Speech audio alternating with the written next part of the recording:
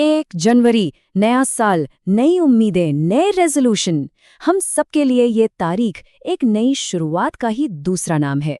लेकिन क्या कभी सोचा है कि ये तारीख सिर्फ कैलेंडर का एक पन्ना नहीं, बल्कि अपने आप में भारत के इतिहास का एक पूरा का पूरा चैप्टर हो सकती है।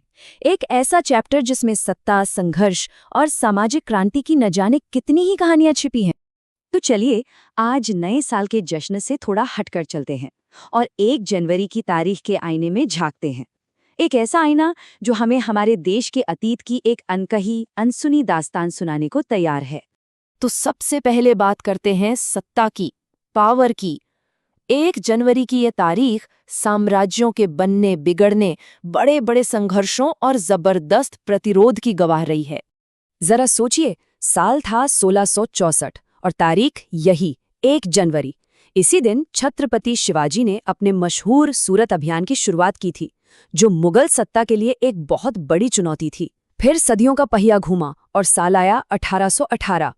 भीमा कोरेगांव की वो निर्णायक लड़ाई हुई, जिसने पेशवा शासन का अंत कर दिया और भारत में ब्रिटिश ईस्ट इंडिया कंपनी की पकड़ को और मजबूत कर दिया। और फिर 1877 में इसी तारीख को महारानी विक्टोरिया को भारत की साम्राज्ञी घोषित किया गया, जिसे ब्रिटिश राज को एक औपचारिक रूप मिला। मतलब ये 3 घटनाएं साफ दिखाती हैं कि कैसे 1 जनवरी हमेशा से सत्ता के संघर्ष का मैदान रही है। और ये सिलसिला यही नहीं रुका। 1670 में वीर गोकुला जाट का बलिदान औरंगजेब के खिलाफ एक बड़े विद्रोह का प्रतीक बन गया। फिर आगे चलकर 1903 में किंग एडवर्ड सप्तम को भारत का सम्राट घोषित करके ब्रिटिश सत्ता को और पुख्ता किया गया। लेकिन देखिए, इसी तारीख ने प्रतिरोध की आवाज भी उठाई। 1923 में जब चित्तरंजन दास और मोतीलाल नेहरू ने स्वराज पार्टी की स्थापना की, जो ब्रिटिश शासन के अंदर रहकर ही स्वशासन की वकालत करने की एक बिल्कुल नई रणनीति थी। लेकिन 1 जनवरी सिर्फ लड़ाइयों और राजनीतिक ऐलान का दिन नहीं था। नहीं, ये वो दिन भी था जब आधुनिक भारत की प्रशासनिक और कानूनी व्यवस्था की नींव रखी जा रही थी। ये कितना दिलचस्प है। 1862 में इंडियन पीनल कोड यानी हमारी भारतीय दंड संहिता इसी दिन लागू हुई, जिसने पूरे देश के लिए एक जैसे कानून की व्यवस्था की। फिर 1880 में मनी ऑर्डर सिस्टम शुरू हुआ, जिससे दूर दराज के गांवों तक पैसा भेजना कितना आसान हो गया।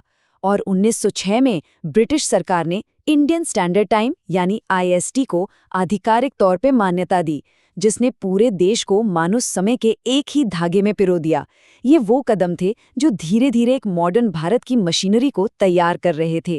अच्छा, शासन और व्यवस्था से हटकर अब जरा लोगों की बात करते हैं। 1 जनवरी की तारीख सामाजिक सुधार और समाज को मिली नई पहचान के बड़े अहम पलों की भी गवाह बनी है। सावित्रीबाई फूले के ये शब्द हमें सीधे उस ऐतिहासिक घटना की ओर ले जाते हैं, जिसने भारत में शिक्षा और महिलाओं के अधिकारों के लिए एक नया रास्ता खोल दिया। और ये भी हुआ था 1 जनवरी को ही। जी हाँ, 1 जनवरी 1848। ये वो ऐतिहासिक तारीख थी जब महात्मा ज्योतिराव फूले और सावित्रीबाई फूले ने पुणे में लड़कियों के लिए भारत का पहला स्कूल खोला। जरा सोचिए, उस जमाने में ये कितना बड़ा, कितना क्रांतिकारी कदम रहा होगा। इस एक पहल ने 1 जनवरी को सामाजिक प्रगति के एक बहुत बड़े दिन के तौर पर हमेशा के लिए इतिहास में दर्ज कर दिया।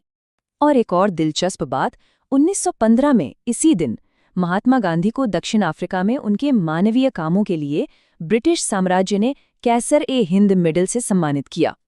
ये घटना भारतीय नेताओं और ब्रिटिश साम्राज्य के बीच के उस उलझे हुए रिश्ते को दिखाती है कि एक तरफ वो साम्राज्य की नीतियों का विरोध कर रहे थे और दूसरी तरफ उनके ही कामों को मान्यता भी मिल रही थी।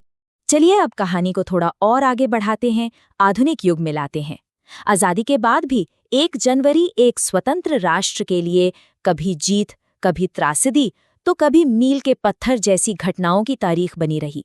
आजादी के बाद भी 1 जनवरी का महत्व कम नहीं हुआ। 1949 में कश्मीर में युद्ध विराम के साथ शांति की एक उम्मीद जगी। 1950 में अजयगढ़ रियासत भारत का हिस्सा बनी, जो राष्ट्र निर्माण में एक और कदम था। लेकिन इस दिन त्रासदी भी जुड़ी है, जैसे 1978 का वो भयानक विमान हादसा। और फिर 1997 में भारत बांग्लादेश के बीच जल संधि का लागू होना इस दिन को एक कूटनीतिक सफलता का भी प्रतीक बनाता है। 1 जनवरी 1992 का दिन तो इस तारीख के दोहरे चरित्र को बहुत साफ साफ दिखाता है। एक तरफ भारत और पाकिस्तान ने भरोसा बढ़ाने के लिए एक बड़ा कदम उठाया और पहली बार अपने परमाणु ठिकानों की लिस्ट एक दूसरे को सौंपी।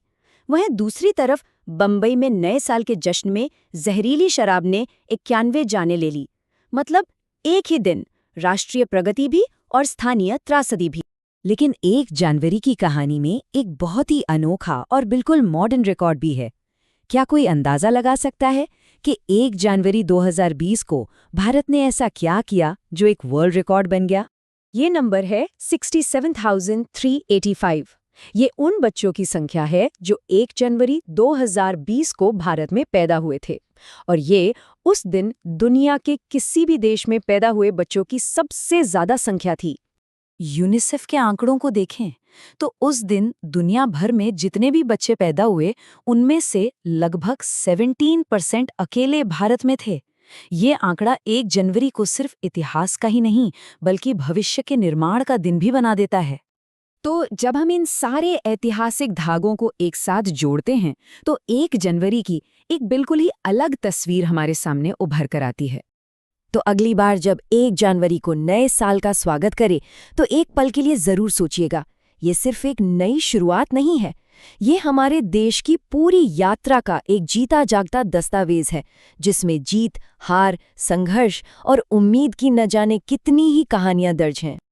और आखिर में एक सवाल, हम सब जानते हैं कि हर गुजरता हुआ पल इतिहास बनता जाता है।